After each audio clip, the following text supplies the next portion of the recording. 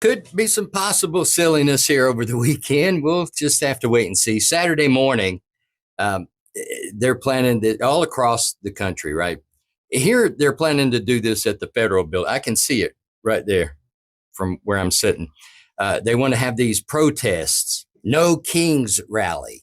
I don't know if you've been keeping up with it or not, but because sometimes, like, I watch the Andy Griffith channel on Pluto. Maybe you've been reading our liberal newspaper. I don't know.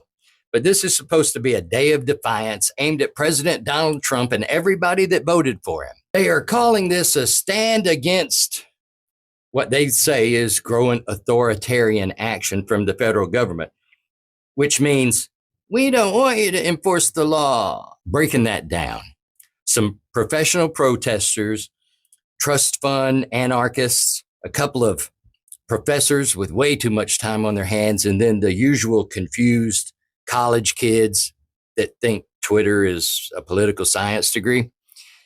They want to get together and yell about a president they don't like because somebody they don't know told them to. I support free speech. I listen to the crap I talk sometimes. So I support free speech and always will. I believe everybody has a right to protest and should. You want a sign? Wave it around, knock yourself out. I'm all for that. But let's not kid ourselves here. What's going on out in LA and the footage I saw earlier today, these things, these aren't candlelight vigils for democracy. You've got paid agitators, out of towners, pallets of bricks just showing up and turning these things into riots. I am going to say this. If that old bat Christy Walton or any of her socialist sympathizer friends think they're going to send a truck full of bricks and cinder blocks or community art supplies, whatever they want to call them, to my town. I have a forklift and a flatbed truck sitting right outside here. And if you drop that stuff off on public property, I'm going to take it. I'm going to pick it up, take it to the Habitat for Humanity resale store, and write it off of my taxes. Y'all ain't burning down my town.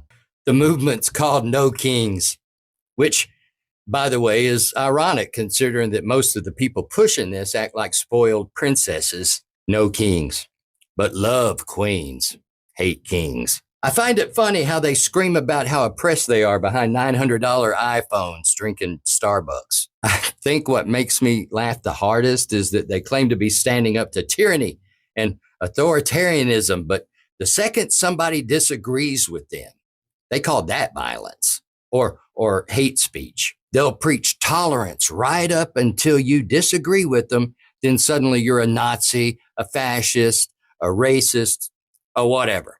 Those dummy Democrat tactics. Here, our police department, they're not really expecting anything. They had one of these things back in February and nobody showed up. And truthfully, I think if somebody did, our kids around here are smart enough to know that protesting does not mean starting fires or burning down your neighbor's business or busting out windshields of cars. We don't loot Target, and I don't like Target. I'll tell you what makes me sleep good at night.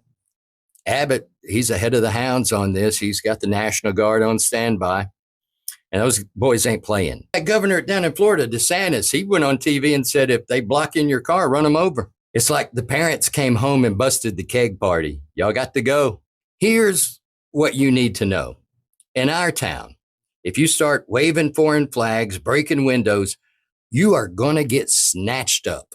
So fast, there's just going to be empty Birkenstocks laying around everywhere, just empty shoes. And you better hope that it's the police that snatch you up before some of these good old boys named Delmer, Tyrone, or Pedro get you. Protest if you want, but keep it peaceful. Keep it legal. You may show up to a protest, one idiot throws a rock, and now they've made you an accomplice in a riot. And don't be bringing your kids to these things. You're worried about ICE. You need to be worried about CPS. Leave the landscaping bricks at home. If you don't, well, me and that forklift, we're going to have us a real productive Saturday.